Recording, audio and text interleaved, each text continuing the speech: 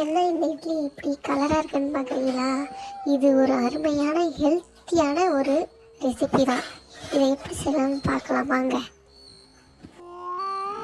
இதுக்கு தேவையான பொருட்கள் பார்த்தீங்கன்னா, கம்பு ஒரு கப்பு, நாட்டு கம்புங்க, கேவரு அரை கப்பு, திணை அரை கப்பு, உளுந்து அரை கப்பு, அரிசி அரை கப்பு.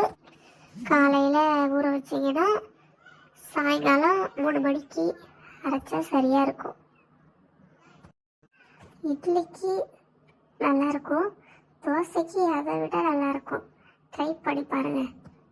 இது எல்லாருமே சாப்பிட்லாம், சின்ன குழந்தைங்க வரைக்கும் சாப்பிட்லாம். ஹெல்த்தி நல்லா இருக்கும்.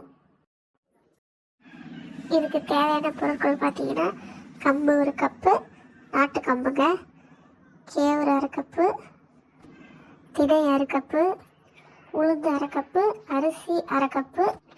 காலையில் ஊற வச்சிங்கன்னா சாயங்காலம் 3 மணிக்கு அரைச்சா சரியாக இருக்கும். இட்லிக்கு நல்லாயிருக்கும், தோசைக்கு அதை விட நல்லாயிருக்கும். ட்ரை பண்ணி பாருங்கள்.